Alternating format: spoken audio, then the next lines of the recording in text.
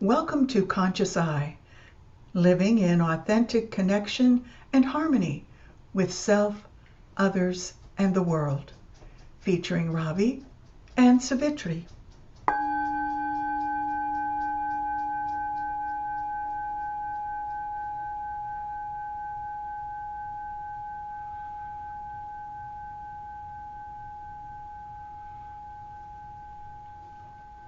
And this is a little different for us tonight, isn't it? To be recording in an early evening before sunset. Yeah. Saturday was just a little jam-packed with some No Kings activities, some song leading, and so we are doing a recording of an evening, which is just different for us. And it's Monday and it's Moon Day. And I just love Mondays and Moon Days. And there's so much energy there. And with the full moon coming up on Wednesday evening, uh, can just feel it starting to glow and come up into that energetic beauty that we see when the sky's clear, I guess we could say. Well, and we've been lucky to have some beautiful weather here in central Illinois in the Midwest, although I know some folks have experienced storms over the last month.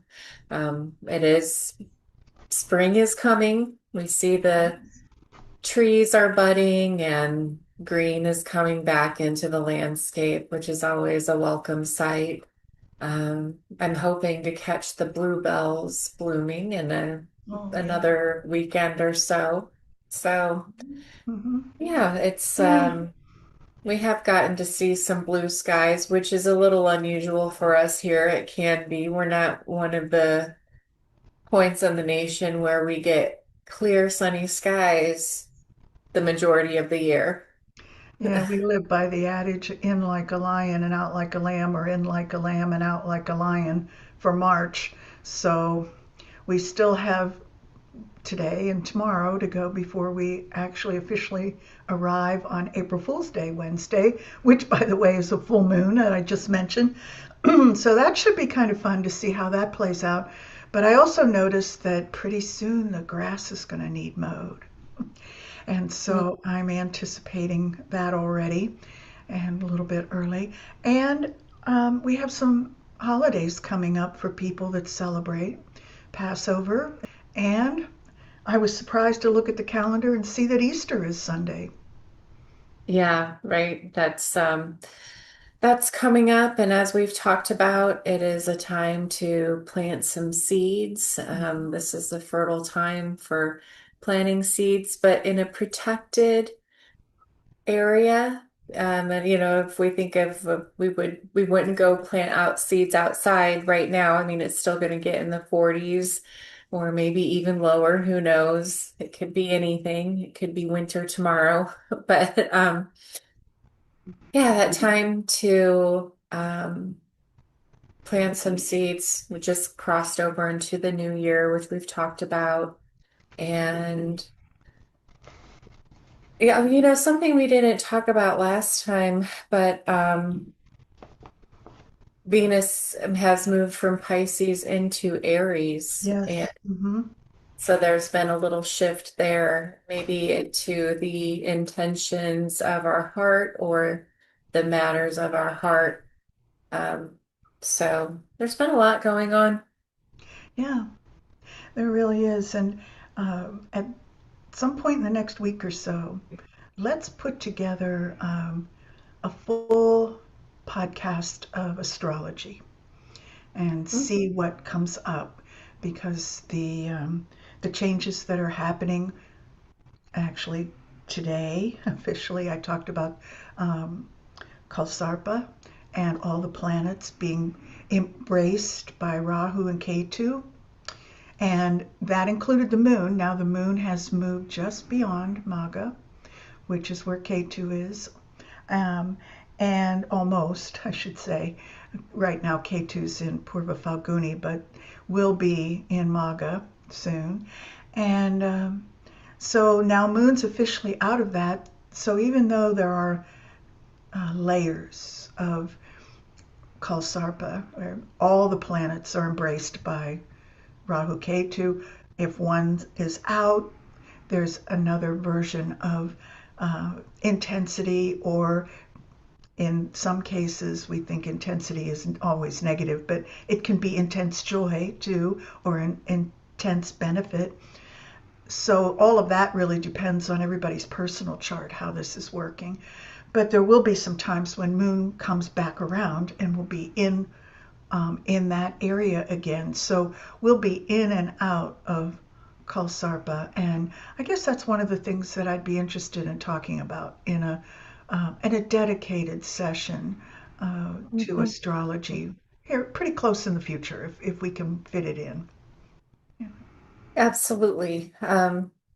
This could be, it's the intensity could be something joyful, could be something that's not very comfortable. But like all things, all matter, there's that potential for positive, negative, or neutral in that space, depending on not only what's in your chart, but how you are responding or interacting with the energy through that time. Right. And I think I'll go back to prior episodes. I apologize for not being able to point to the exact one, but we talked about the eclipses, and we talked about how Rahu and Ketu provide that energetic fabric for all of the planets to vibrate on and move through. And that's why I say that it's your birth chart that will help you know whether this Mhm. is going to be something that's going to be beneficial, say in your career or in your relationships or in 10 other areas of your life, or it might have some bumps here and there. And I know that if you have had your Vedic astrology chart done, you can go out and find some YouTube videos that go through each of the zodiac signs as your ascendant and talk about how Rahu and Ketu would influence you or impact you in one way or another. So I I hope when you and I put this thing together that we'll be able to uh, navigate some of that. So even if you haven't had your chart done or you'd like to get it done and it's not there yet, um, you can gain a little bit of information about how things impact you or could influence you. Impact, influence, those can go either way, just like you said. They can be joyful or they can be a little uh-oh. Yeah. So, Yeah, and if there isn't something that folks are familiar with, you can even go listen to episodes where we have talked about these influences and just kind of think of what was coming up in your life. When you do know your chart, it will give you something to as a reference. You can start noticing the patterns and the cycles that come up for you. yeah. So everybody must be thinking this is an astrology podcast session. But really, we have a topic. Well, yes, because we did last week talk about betrayal and deceit. Mhm. And those are things that come up in our lives in different ways. I think, again, a lot of times we think of that with, between an intimate partner, but this comes up in many aspects of life.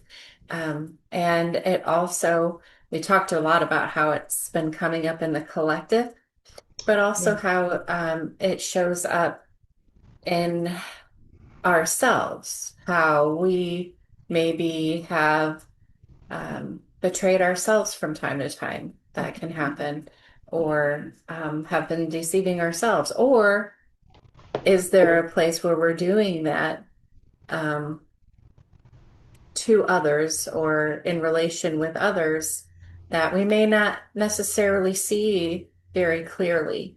Yeah. So we touched on a lot of aspects related to that betrayal and deceit. And so, which leads us into what we were going to discuss this week is how do we recover from that? How do we come back from a betrayal, a crossing of boundaries or, really coming to the realization that maybe even we've been lying to ourselves. Those are really disruptive times psychologically, emotionally, they can impact us physically. Mm-hmm. So, what are some ways that we can recover or come back home to our authentic selves and reclaim some of that loyalty to our highest self? Yeah, there's so many ways to dig into this because the first thing that came to mind when you started talking about betrayal of self, the first thing I thought about was when I don't value, honor, and listen to my intuition. Mhm. That, for me, is where it starts, where I know that something is a red flag, whether it's something that's going on internally or from an external source of some type, and I choose to poo-poo it, or make an excuse for it, or like, that was just one time, no big deal, and slough it off. And then it gets a little more um, intense next time, where suddenly that red flag becomes, they're waving it in the face. Mhm. And yeah, I think to myself, okay, I'm looking inward. My intuition is on fire. It is erupting, trying to keep me safe. And that's part of that first thing that happens. The initial response, right, is to do that. Now we can jump to the conclusion, that's the other end of it, where your intuition fires about something, and it may have just been a bad day for you, a bad day for some external thing that happened, and it would be an anomaly, not necessarily a pattern. So I still struggle with this on and on, over and over. How much do I continue in a way that I can establish if it's a pattern and then it becomes true and I validate my intuition?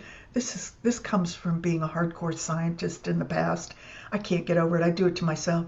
Or I wait and see, what's going on with that external situation. Is it repeating? No? Okay. Then it must have been an anomaly. But if it shows up again rather soon, or again, or maybe it was an action the first time and it's just a something somebody says, the same person maybe. The next time you think, okay, those fit into a pattern. So your question was, how do you recover? And the first thing that came, Well, yeah, how do we recover? before we go there, a couple things you mentioned, you know, how do we tell what is instinct and what is intuition? Am I Exactly. instinctually reacting? Mm-hmm. Is that a pattern that's coming up? Is instinctually I respond this way because through, my past experiences, the patterns that have occurred in my life thus far, trigger a, fight, flight, or, freeze response. So am I sometimes responding intuitive or instinctually to Mm-hmm. something, or is it a true knowing or intuition? And we all feel that differently. So this may be coming to you in your body, like a tightening in the gut or a tightening in the chest. If there's fear or, some sort of fear reaction or trigger going on. Mm-hmm. So that can, where does this come up in your body if there's um, like you said, a reaction where I'm not sure, is this creating a pattern? And that I would rather break. And so how does it feel? Where do I first notice a trigger, or where do I first hear that first signal that is warning me or nudging me Mm-hmm. in one direction or another? Like you said, that red flag, it's like, hello, I'm right here. And if we don't listen, it's waving right in front of our face and we run into a wall. It is so much easier to work with energies when they're subtle. Yes, So I the agree. quieter we can be, and the uh, more quickly we can drop the external and drop into self to hear that quieter voice or maybe what's behind the trigger reaction, then there's the intuition. So I'm sorry, but before we went into how do we recover, That's sometimes okay. we Yeah. have to be able to discern Hmm. what is really our intuition and what is a fear or trigger response. And for me, that's oftentimes in my body because I might be going against, my head could be screaming, "What are you doing? That's crazy." But if my body is calm and I'm relaxed in my body, I turn my head off and, maybe do a little bit of mindfulness or quiet sitting with self and feeling relaxed in my body and letting some of that monkey mind go.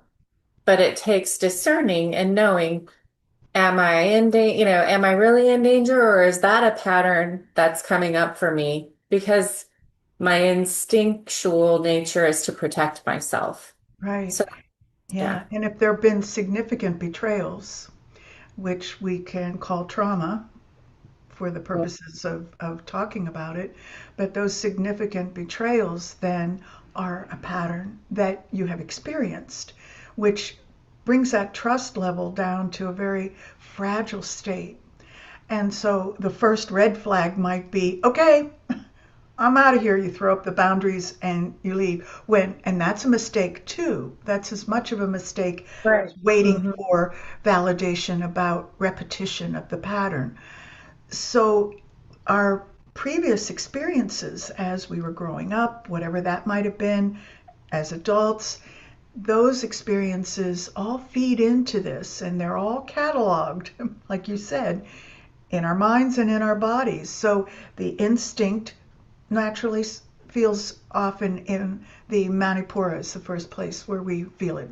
It starts to perk and flame and flutter, and the mental is discerning, and so we take time, maybe, or maybe we just pop off and don't take the time to discern, and we look back and review and reevaluate, after action review, basically.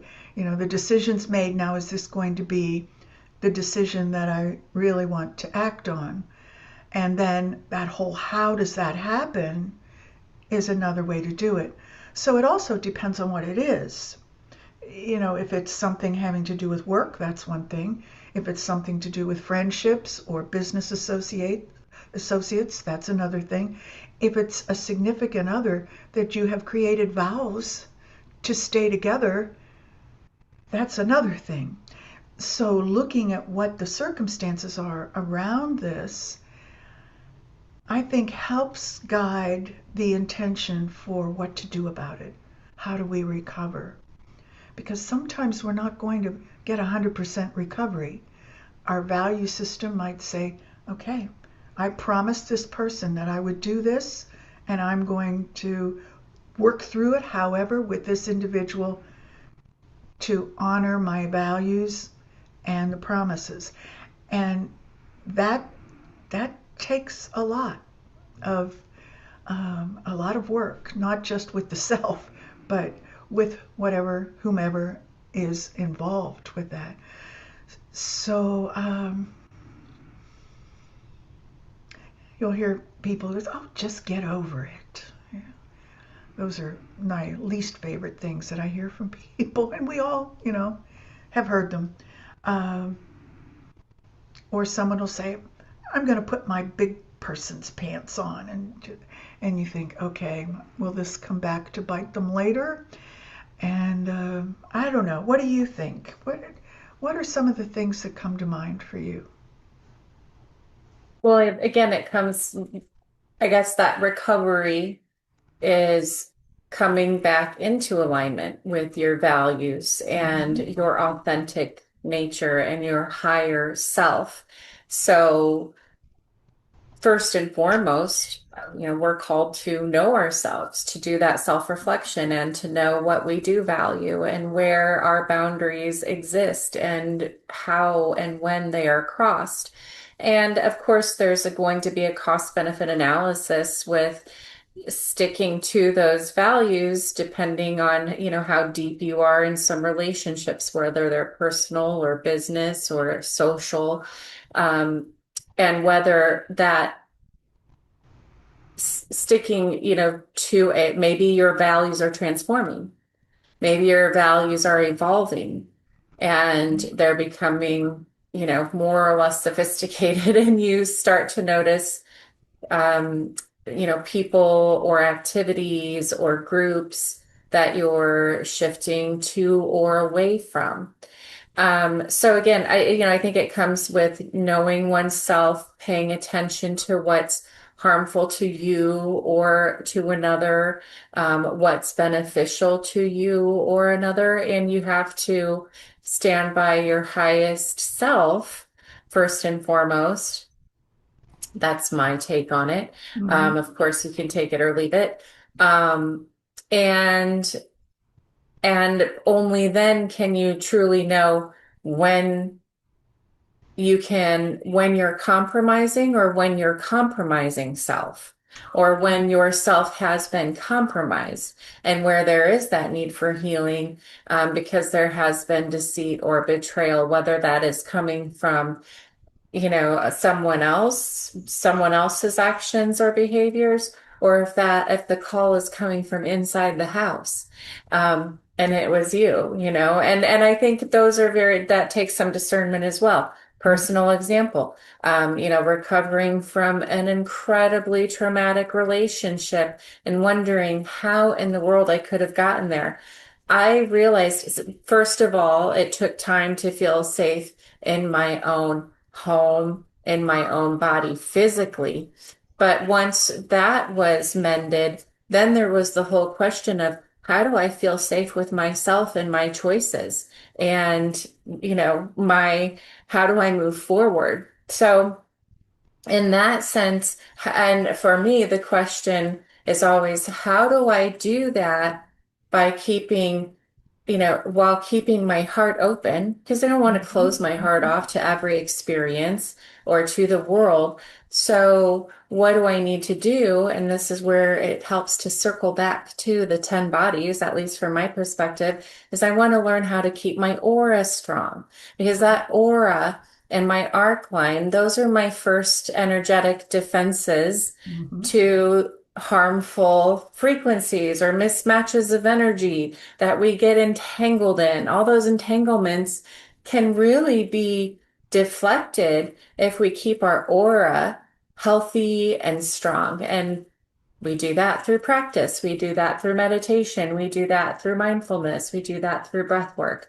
Um, and for me, and I probably have spoken about this before, so apologies to our listeners if this is repeat information, but it was coming home and practicing a Kriya set, and it just was one that came to me, intuitively, that I started practicing, and I would just live every day to get home and do this Kriya. And every day I felt stronger and more resilient, and I was able to let more go, and I was able to continue healing and learn how to trust myself again and come to a whole new understanding of, okay, these are my boundaries. I recognize this now. I see it even when it's wrapped in a different package. Um, and you know what? That lesson might come wrapped just differently, and it, smacks you or, Mm-hmm. lays you out on the ground again. And how do we recover? We keep coming back to self, right? The highest self, to honor our own inner wisdom and our own highest self. Um, Reclaiming our own space. That's my 5 cents, Yes, marked up for inflation. and there are so many intersections that happen in Mm. that work. where it cycles, it spirals. Maybe you decide, okay, I need to start working a little bit on forgiveness. And you realize, oh, that's not working. And then you think, well, I need to forgive myself for allowing myself to be in a situation that I need to now work my way out of. So you turn the forgiveness back on yourself. And then you start thinking, well, I feel like I'm guilty because I can't forgive that other individual, and everything plays out, or the business situation plays out, whatever that circumstance is. And so it becomes enmeshed for a while, where it's a little bit of churning, I think, where you're moving through um, different circumstances, different values, different ways to see them, perspectives, uh, and Mhm. learning all along the way. Are we chipping away at the ego? Maybe it's the ego. Oh, okay, it's ego, so I need to go there for a little while. It becomes a really very intentional and sometimes complex situation. And we'll see a lot, especially in meditation world, about forgiveness. And it sounds so easy. Here's your stepwise process to work through forgiveness. And I say that a little glibly, maybe you caught that, because it's not so easy. And when you get in there, you get angry, you get upset. You can't forgive that, and you can't forgive yourself.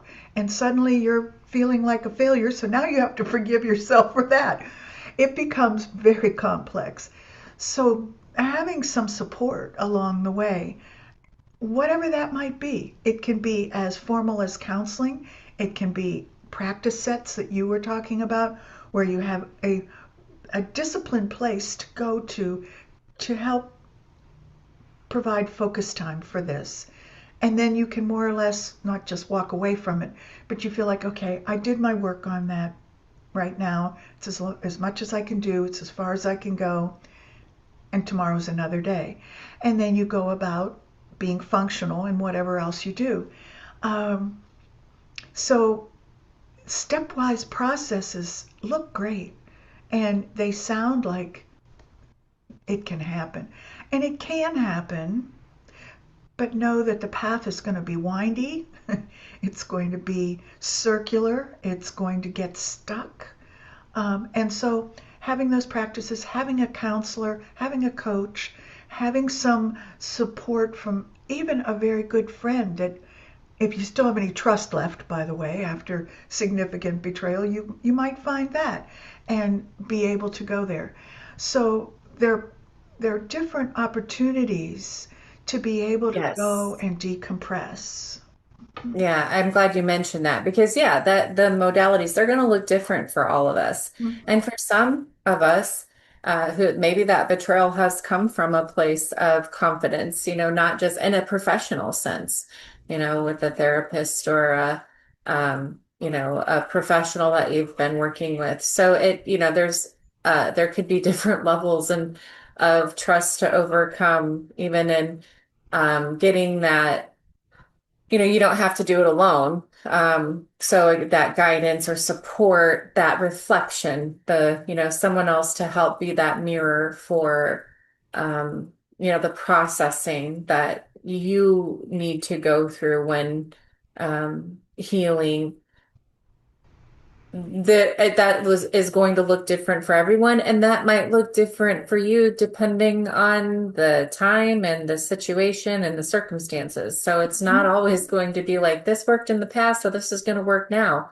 There might be something different that has to happen or that has to move. Sometimes even I know it sounds silly, but the power of massage, like where are you holding tension in your body? Even going and getting a massage, some intentional work done, to help move energy in your body or working with somatic Mhm. movement, all of those things. So there's so many different modalities. And I appreciated you mentioning that because in my personal experience, that one time, well, that actually that worked saved me more than once. But oftentimes it's, for me, it's really committing to a practice and I just feel that power of that practice and it has gotten me through a lot. But there are times when it's, consulting with others. I think too that part of the process that worked for me was to create time on a regular basis. You know, like you get up at a certain time every day, or most days. You go to sleep a certain time most days. You eat based on a schedule or when you're hungry, whichever of those lifestyles you happen to have. And finding a slot of time, 20 minutes, 30 minutes, 10 minutes, whatever it is, to practice or to get out in nature and just sit and contemplate. Let what comes up come up. Get back to the roots of who we are on our planet, because have we've been cut off from nature for the most part. I mean, all of us get out there and experience some of it, but at the same time, we've separated. Humans have separated. Where we live in buildings, and the buildings keep getting more and more insulated from nature. And the other thing, I know not everybody's a journaler, but that often can be really helpful if that's something that you want to do. You get up in the morning, maybe you have your morning beverage, whatever that is, and you sit down and just, do a brain dump for a few minutes. It doesn't have to be long. So those things we know are out there.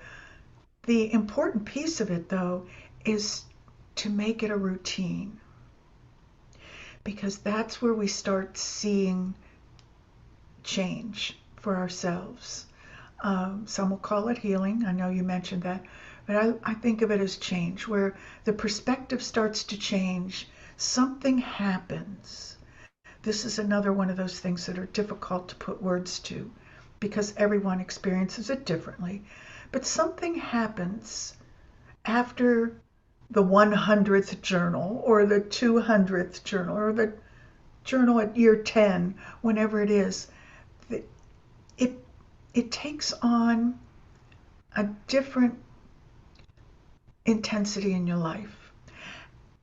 And so that can happen with regular time out in nature, regardless of the weather. I mean, even if it's raining.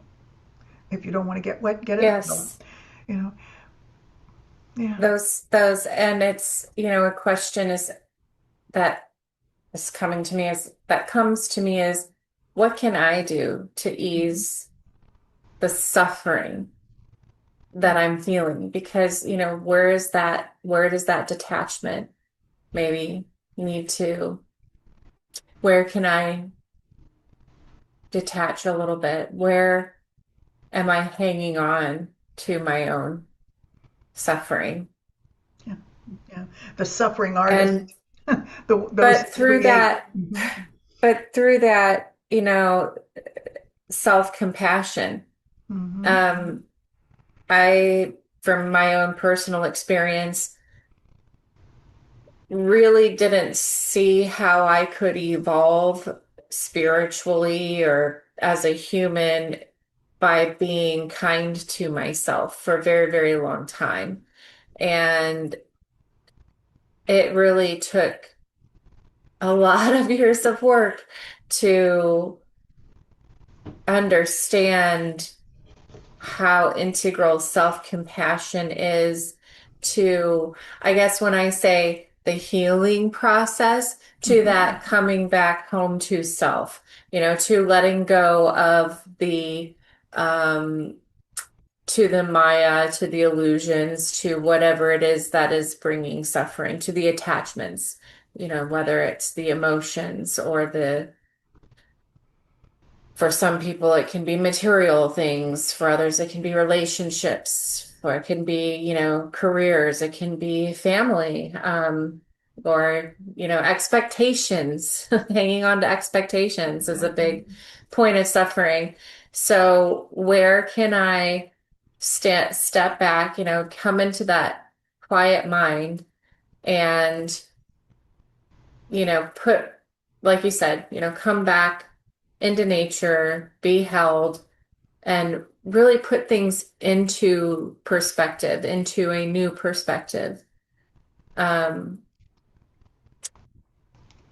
and there's so many, like we've mentioned, so many ways to do that. And it's the constant becoming, there's never a, oh, well, I did that and now Right. It's not a that's silver done. bullet. Yeah. Had to say Uh, it. but but you might be good for, hey, 14 years, depending on the transit, or maybe you get a good 29 years out of all that, work that you've done, and then eventually another layer comes up.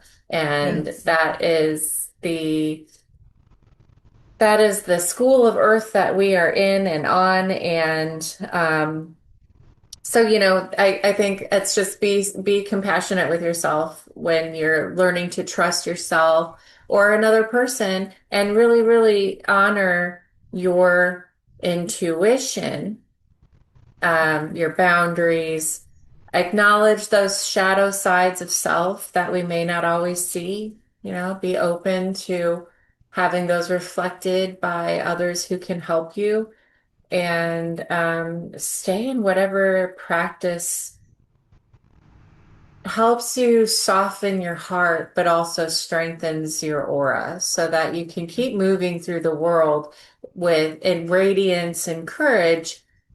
And, keeping that, like, when we close our hearts, that's when we become brittle and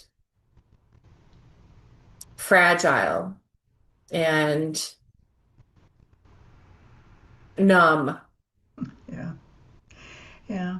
You know, what you were saying, I was hearing what another one of those phrases that we hear, don't take it personally, don't take it personally. That is such a way to brush off the um, the experience, and the empathy is not there. I mean, I realize that sometimes people say these things because one, they don't know what else to say, and two, they want to say something that they think will be helpful. So, giving them that. But we hear that a lot. What happens is, though, a betrayal is very personal, regardless of where it sources from. And when that happens, as you're speaking about self compassion and beginning to learn to love ourselves again, that's coming from a depth of destruction that a lot of times is not obvious. People can go about their daily business and look pretty good, okay? They do what they need to do when they need to do it. And um, but sometimes that betrayal or multiple betrayals erode the feelings of self-worth. And so really inside individuals, and I have a few clients that have talked about this in the past. Fortunately not so much now, but in the past I've had a few where self-worth was really a big deal for them. They have Mhm. felt so dissolved by these experiences that they couldn't put it enough together to even feel compassionate about themselves. They would revert back to, well, I don't deserve it, because Mhm. they learned from betrayal that they don't deserve it. Now, is that a truth? No, that's a response from repetition of the external world coming in at them for certain things and about certain things. So that compassion for self is huge, what you said.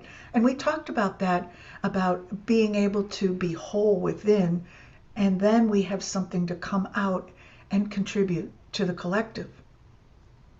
Mhm. And I think that's it is an interesting point to think about. It is personal, but one practice that has helped me is coming to the understanding that for someone else, I remember, I just recall a very specific instance when I was really upset about something, the way I was treated by someone, and a friend of mine just laughed and said, "Oh, Roy, she's Australian. Oh, isn't it crazy when they do that? Yeah." And it was just so lighthearted, and I really had to stop and think, why am I why is this hurting me so much? Again, what knot can I untie to not feel that way? And it's takes a lot of practice, but there's a rebuilding of self-worth and self-value so Mhm. that when something does occur, and I think, well, would this bother me if it weren't for this or if it weren't for that? Really step back and think, would this bother me if I were that person or that person? What is it that's really triggering me? Because that's the root. That's what I can get down to sort out. And that person, they may never change or they may continue to go on hurting. So what can I do to untie whatever entanglement, release myself from the entanglement of that suffering? You know, you sh- that's great that you mentioned that because when we think about our work environments, when we're out among people that we may or may not choose as friends, and there are circumstances that bring those phrases, don't take it personally to you, but there's competition, um, there's gossip, there's all kinds of things that we know go on in a social structure, work environment, friend environment, all of that. So, what you just said is really important, I think, because making the intellectual recognition that these things are going to go on, and it's not because there's something wrong with us as an individual. Um, it has to do with the way someone else perceives something or the way someone else has their value system set up, and it's not going to fit for everyone. And often we have that, I know we've talked about wanting to belong and wanting to be liked. And so we will compromise ourselves or put on a mask in order for us to fit in a certain way.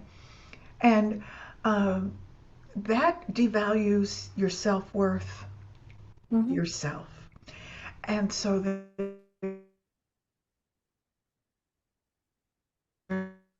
there's a delicate situation is huge here. And again, it's another one of those magic words that we mention all the time.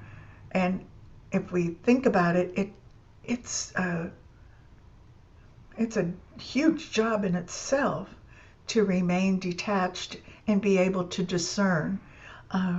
It's holding ourselves in a sense of witnessing and awareness, and the boundaries are not like steel walls where people can't get through them, but they're permeable to a certain point where you can let some things in and let some things out, but they're going to be in a way that you can retain your self-worth and uh, retain your ability to do what you said your friend just did, that it was, Well, why are you even doing that? and And I think real quick, just to mention on a social or collective level as well, there are times like where we can see now where those boundaries are continually crossed. Mm-hmm. And there may be a time where, it is time to say, no, that this needs to change. Mm-hmm. So we see that both on the personal and, collective level as well. Yes. Um, and I mean, again, we can look to our um, yamas and niyamas to help discern what that point is. Is it harming others? Is it stealing from others? Uh, is it is it manipulation or lying to others? Those are things that should not be tolerated. So we need to be aware of when our boundaries are crossed and what have continue to work with with self-compassion to know our worthiness so that we can shape the future leadership, demand better Mm-hmm. for us as a Mm-hmm. collective.